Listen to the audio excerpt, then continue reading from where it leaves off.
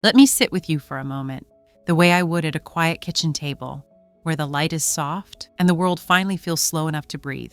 I want to talk with you about something that too many older adults carry in silence: the fear that a piece of paper in the mail or a voice on the phone can reach into your life and take something from you. I want to speak gently because this conversation is not about shame or blame.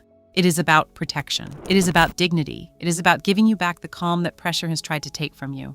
And before we go any further, let me tell you the truth. You are not required to pay every bill that finds its way to your door. Not every notice is a legal obligation. Not every demand deserves your money or your peace. And once you understand that, the fear begins to loosen. It really does. A few months ago, a woman named Myra sat across from me.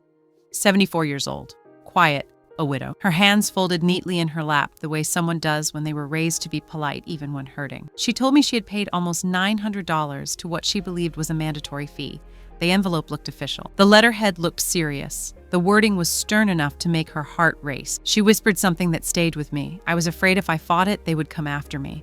She was not naive. She was not careless. She was simply alone with a fear that no one had ever helped her translate into truth. And the truth was this: she never legally owed that money at all. The law was on her side, it simply had not introduced itself to her yet. That moment for her became a small reclaiming of power. And I want that for you too. Let me tell you what she told me next, because you may recognize it in your own story. She said the older she gets, the more the world feels designed to confuse her. Fine print, threatening language, letters that look like government documents but aren't. Companies that speak to her as if she is already guilty of something she has not done. And I looked at her and said what I want to say to you now: confusion is not a sign of weakness.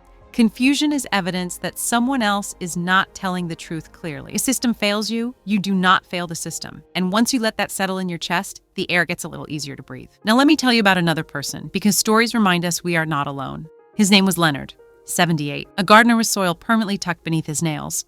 One afternoon while sorting his mail, he found a medical bill from a specialist whose name he had never heard.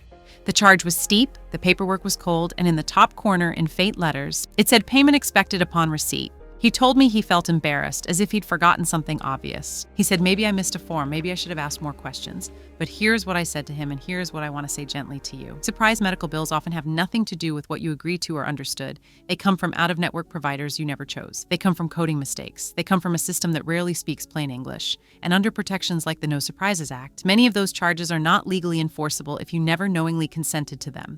The law recognizes the unfairness. It recognizes the pressure. It recognizes that being treated in an emergency is not the same as signing a contract. You are allowed to question those bills. You are allowed to ask for itemized details. You're allowed to say, show me the consent form. And many times they cannot. Let me take you deeper still, because the truth gets more powerful the more light we shine on it. When a collector calls you about a debt belonging to a deceased partner, they are often not calling because they have legal authority. They are calling because they hope you do not know the law. Judith found that out the hardest way, just 1 week after burying her husband. She received a phone call telling her she needed to settle his account today. She felt guilt tighten around her chest. She said, I don't want to dishonor him.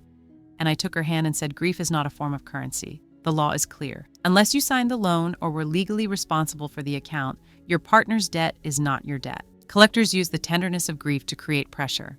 They imply obligation where none exists. Let me tell you the truth.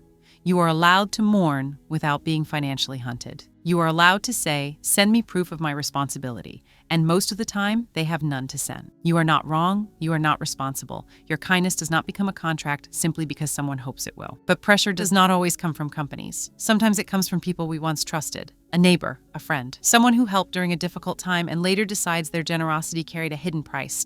Maria lived through this. She received a text claiming she owed money from an errand done during the lockdown years. No agreement, no written terms, no conversation. The message arrived like a quiet accusation. She asked, what if I forgot? What if I'm being unfair? And I told her what I want you to hold close. A claim is not proof, a favor is not a loan, and guilt is not a binding contract. If there is no signed agreement, no written promise, no clear documentation, the burden is not on you, the burden is on the person making the claim. You are allowed to say, I need something in writing. You are allowed to say, I do not recall this as a loan. You are allowed to seek counsel before giving a single dollar. Your dignity deserves that pause. And yet the world has one more twist. Bills that come from places you no longer live. Notices for services you never used. Demands for accounts you canceled months ago. Elaine opened her mail 3 months after moving in with her son and found a gas bill from her old townhouse. The charge was high enough to make her chest tighten. But she hadn't lived there. The account should have been closed. Someone else had been using the service. And yet the bill came to her because they assumed she would be too polite to question it. Companies make mistakes. Systems misfile information. And sometimes, yes, the new occupants simply never transferred the account. But none of that makes you responsible. You are allowed to request meter readings. You are allowed to show your move-out notice. You are allowed to dispute charges tied to dates when you did not even hold the keys. The truth is simple. You cannot owe a bill for a life you are no longer living, but someone must tell you that for the fear to lift. And then there is the oldest trick in the book. Debts so old the collectors pray you have forgotten the timeline. Debts past the statute of limitations. Time-barred debts that cannot legally be used against you unless you unknowingly restart the clock. Mrs. Morgan learned this when a voice on the line told her she owed thousands on a store card she barely remembered. She felt her breath stumble. But I explained what I will explain to you. The law sets limits on how long a company can sue for old debts. In many places, that limit is just a few years.